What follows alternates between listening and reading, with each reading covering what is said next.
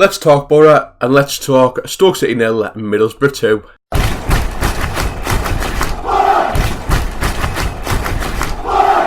So guys, yesterday wasn't a dream. We actually got 3 points on the board and we actually looked solid as well. A very, very good performance from our lads, and that's all we want. It's not about how you play in the Championship, it's about getting the points ultimately, and it's about that in every football game, to be fair, not just the Championship. But I've got the positives and negatives. I've got my little bit of paper like I always do, because sometimes I forget and ramble on, so yeah.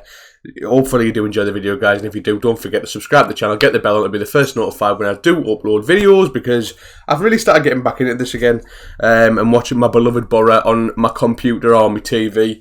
Obviously I'd love to be at the Riverside, but it's cheaper. It's cheaper, and it's sort of a little better for me, because sometimes at the Riverside I get highly frustrated and end up nearly snapping seats in half. So yeah, let's not talk about that. Anyway, positives are 3 vital points away from home. Neil Warnock's first game. And the fact is, Neil Warnock has got his first result as a Boro manager. No managers won on the first game of their regime since Brian Robson days. Since, I can't remember Brian Robson days. I was too young. So before I was even able to even think, to be fair. We worked the channels very, very well. We got in behind. Obviously, James Chester and Danny Barth aren't the fastest of centre-backs. And Fletch and Britt sort of worked the channels, worked in behind, got in behind a lot, and made Stoke concede a few silly fouls, which ultimately led to the first goal. In Patrick Roberts putting the ball in the back post and Fletch putting his head on it. He didn't need to put power on it either, Fletch. It was a great finish. He just glanced the ball off his head and sort of precisioned it into the back of the net, beating Jack Butland. So a clean sheet for Stojanovic as well. The negatives are, there was not the only one negative I've got here. There wasn't many negatives throughout the game, but we were giving the ball away quite a little bit as well. Like, we were playing long balls, but it was sort of hoofball for the first 20-25 minutes of the game. It was hoofball from right to left, and then we sort of got into the game once we scored that first goal. After the second half, the first half had finished, second half began, and we started very slow. We came out very slow, and we looked sloppy, and we were very, very lucky not to concede. Now, I'm going to say this, and with all respect to Stoke, against better opposition like Leeds, like, West Brom, we'd have probably conceded more than once there, and the chances would have been taken. And it proves why Stoke are in a relegation battle, because they just can't seem to finish. They've got good strikers. They've got Sam Vokes, a big, strong lad up front. They have James McLean as well, Tom Ince, very, very creative players that, I've played in the Premier League and have scored goals in the Premier League and European Championships and stuff like that. So they're not a side that, haven't got the ability to score or anything like that. They just can't seem to find the back of the net recently. And I do sort of feel for Stoke, because they're a big club. But ultimately it was us who came out on top on the day. And I was reading some of the Stoke comments as well off the website, off the Facebook page, and a lot of the fans were just saying, like, we're just flat, like, we're just not good enough. Also, red card incident, I can't remember what his name was. Was it Powell? I think it was Powell who got sent off. He clipped Lewis Wing, very, very bad challenge. It went into his ankle. If you watch it close up, he went right into his ankle.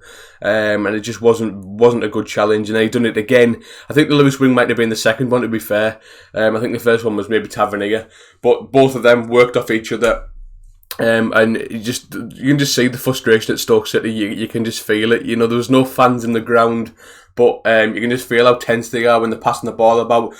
Jack Butland didn't ever want to go long. He didn't ever want to, hoof the ball down the pitch. It was always from right to left, try and go for the left back or the right back, or maybe the left winger, or the right winger, for example. But ultimately, Neil Warnock said at the end of the game as well about the Rudy Gestede situation, which just, honestly, if you haven't watched the podcast, I'll put a link in the description below for BBC Teaser's podcast to Neil Warnock afterwards. And basically what happened is, him and Rudy Gestede were having a conversation, and Rudy Gestede was explaining that he didn't want to play in July to risk any injury. Obviously, he wants to move on and stuff like that. So Neil Warnock basically said, "All right, son, see you later. Go on, go home." And Rudy Gestede apparently said that, he can't leave, he's under contract. And then Neil Warnock said, "You know what, I'll just give you permission, go home." And that's the way it should be. That's the ideal manager of what you want. You don't want anyone wasting wages, wasting time, slobbing around the pitch, slobbing around the training ground when they haven't got the commitment to play for the club. So Rudy Gestede, even though You've done nothing for the club. I can't even fucking say anything about you, to be fair. You've done naff all for the club. You've scored 8 goals in like 73 appearances for the club, which is just horrific as a striker. And I still can't believe you actually lasted this long since the Premier League days. So yeah, but hopefully Rudy Gestede gets his chance walking kids up and down Blackpool Beach like he used to do. But yeah, that is basically it.